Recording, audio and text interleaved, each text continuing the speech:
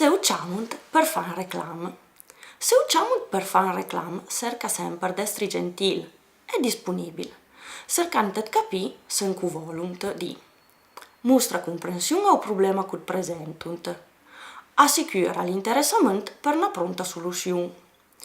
Le espressioni più importanti da utilizzare in questo caso sono: capisco perfettamente sen che vedi, oppure capisco, ma già non vedo il problema. E è proprio vero, ma, oppure sei gro dispiaciuto per lo scomodo. Credo che se ti sta mica malinteso, non sei proprio niente capito. Vado subito a controllare sul computer. E alla fine, crusete niente, già ho buttato subito a posto.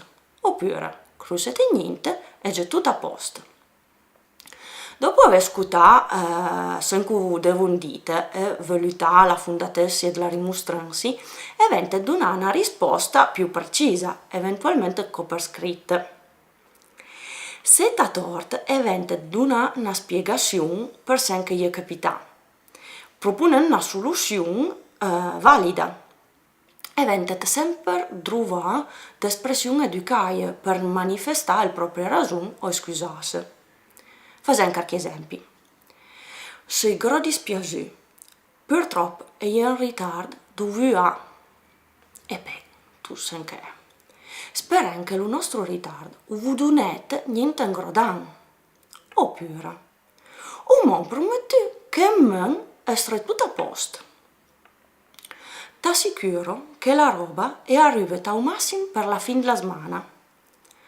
Probabilmente ti sta nero. Controllo subito e dico qualcosa. Penso che è possibile che.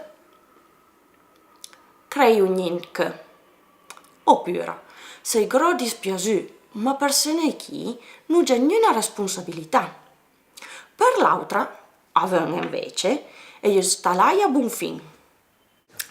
Ti assicuro che è nostra intenzione sistemare la questione più impressa che possiamo. E alla fine, spero che sti ritardo non comprometta niente il nostro rapporto di lavoro.